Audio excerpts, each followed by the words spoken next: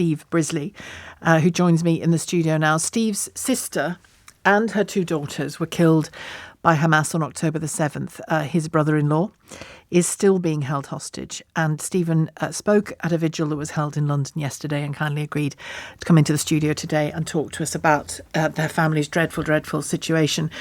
Steve, thank you. Nice to meet you yesterday, and thank you for coming in.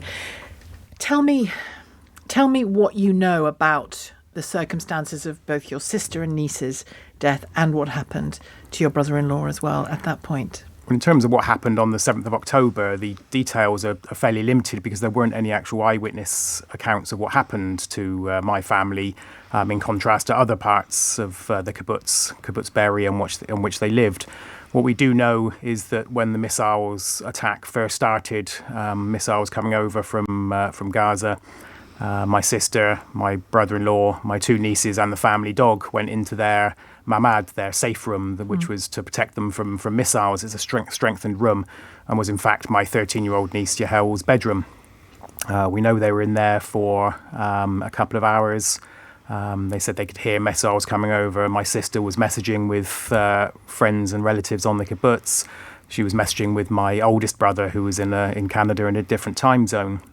She said that she could hear gunfire. She could hear Arabic voices shouting, "Die Israel." And the last message we heard from her was that there were terrorists in her house and she'd never been so scared. I woke up on that Saturday morning, checked the news as I normally do, sent her a message say, "Here it's getting a bit noisy there," because it's the sort of thing that happened a number of times over the years.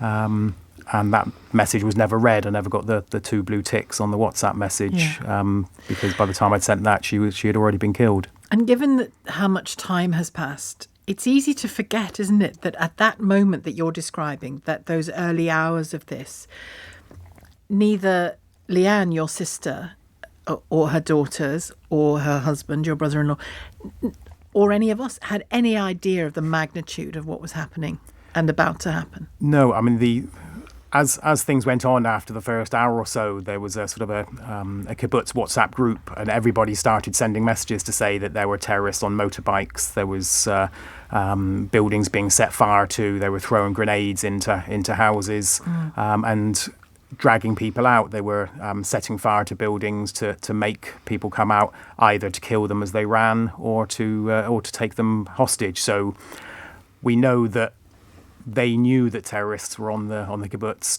towards the end, and of course, when she said that she could hear terrorists outside her house, she knew then. And tell me a bit about Leanne, because I think it's important to explain. Your family are not Jewish. She wasn't Jewish. Correct. She married an Israeli when she went as a very young teenager, 19, to a kibbutz. She only went for a few months and then found her whole life there. That's right. She just wanted to do a bit of travelling, and she went for a 3-month experience. 3 months became 6 because she met Ellie and fell in love, and she built her life there.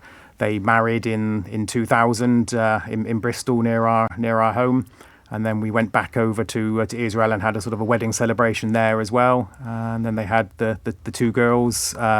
Noya, who was 16 when she was killed, and Yahel, who was 13. But they built their whole life on the kibbutz. So, I mean, Leanne was 48 when she was killed, 19 when she went over there. So she spent essentially her entire adult life and the vast majority of her entire life there. God, I mean, I can't imagine in the 6 months that have gone since then what's gone through your mind, your family's mind, your parents devastated, of course, by the loss of their daughter, and yet you're all fighting still for your brother-in-law. Absolutely. I mean, you of course you are, by the way. Of course you are, yeah. I mean, you recalibrate what is good news, with the good being in quote marks. For example, we know that many of the women and girls around Israel that were attacked were raped and sexually assaulted before they were killed or tortured. Now, we know that Leanne and the girls were just shot dead, and it's bizarre to say that they were just shot dead. Cold comfort, but comfort. But indeed, yeah. and that's what I mean about. And found in an embrace. Yes, yeah, found together. So we know they at least died together. But then you know how scared they would have been. We don't know whether Ellie knows that they're dead. We don't know whether he was taken away out of the house before they were shot, whether they were shot in front of him, because some of the terrorists were doing that. They were deliberately executing family members in front of people that they were taking hostage, because the psychological warfare is just part of what they do. So as things stand, Ellie has been a hostage for 6 months, and we have no idea whether he knows that the entire life that he left behind has been shattered. And we also know that some men or adult sons went out of the safe rooms almost to try to, who knows, bargain with them or say, take me, but leave that, whatever. But your description of your brother-in-law, Ellie's his name, That's right, isn't it? yes. Your description of him in the speech and the words I heard, it was, well, not speech is the wrong word, but the words I heard you use about him describe a man who would have done that. Yes, for all we know. I mean, you don't know. Absolutely, yeah. I mean, he is the definition of a family man.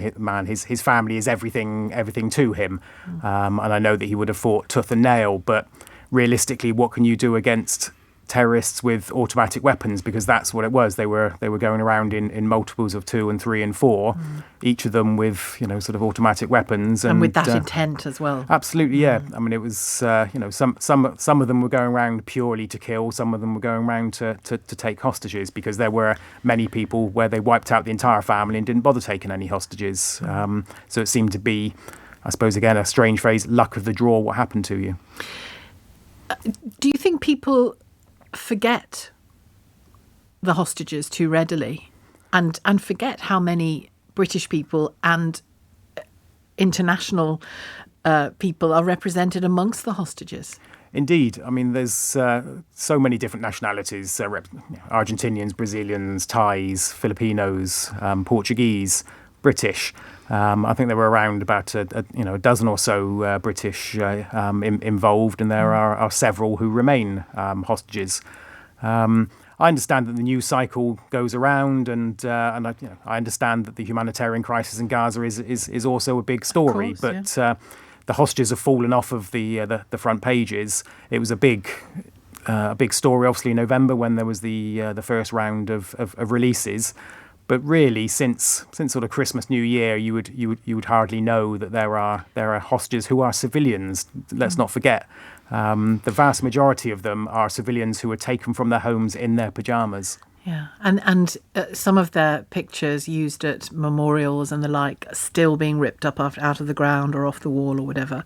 There was a horrible picture I noticed this morning of the 2 little Bebas children, age 1 and age 4, Yes. I think, in captivity with their mother, as far as we know still, with swastikas drawn on their foreheads, babies, children, just horrendous. How difficult has it been?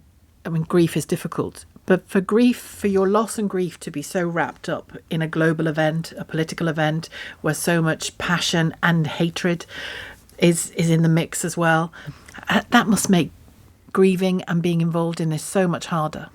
It does. I mean, your grief is not your own.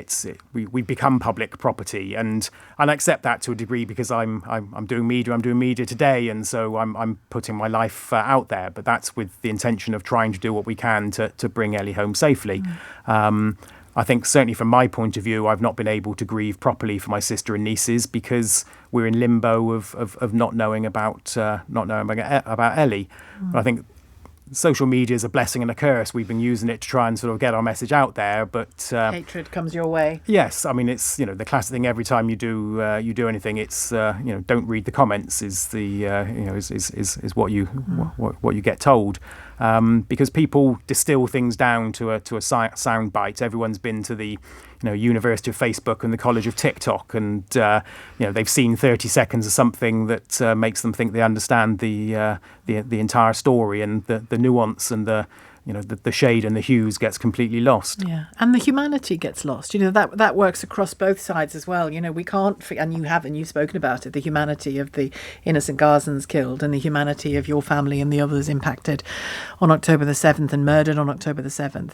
Tell me a bit about Leanne. Well, you told us a little bit about her. She obviously has been an adventurous streak, going out and then never coming back permanently anyway. And her daughters as well, because, that's a huge loss for your family, isn't it? And the cousins and the like. Yes, Leanne was the first Brisley female born to the family in 87 years, and she sort of unstopped the bottle in that respect. But she was an incredible musician. She could play almost any instrument, but clarinet was her was her real love. She was a great singer. Used to perform at lots of kibbutz concerts and talent shows, but was very humble about her voice. Wouldn't hear a bar of it that she was an excellent singer. Two of her best friends from her school years, Kirsty and Sophie, would try and tell her how good she was, but she would have none of it. Yeah. And she used to sort of say that she wasn't sure she wanted children, and then she had them, and then became the best mum you could possibly imagine. And I think it was transformative for her. Noya, who was the elder of the two, was quite quiet. Was becoming a really sophisticated young woman. Unlike her mother, she had an awful voice, which we used to tell her about all the time, but was an incredible dancer. Real sort of TikTok generation in that regard. And I think she probably would have ended up in social work or caring, something like that, because she used to volunteer with young people with learning disabilities. And then Yahel was just the classic tomboy when she was little, playing football, herring around on a bike and just getting dirty and into trouble, but just a bundle of energy. Was interested in anything to do with nature and science. She had an incredible mathematical brain, was interested in astronomy. Such a waste, isn't it? Yes, I feel cheated as to what they might have become. And how do you cope with the psychological pain of? Well, you've talked about the loss, but the weight and the lack of information about Ellie and the others. How do you cope with that? You just find yourself in limbo all the time, and you just try and it's a cliche, but you try and go day by day, minute by minute. It's the not knowing that crushes you. Obviously, we know Ellie's brother was killed in captivity. So there's a finality to that. What was his name? That was Yossi.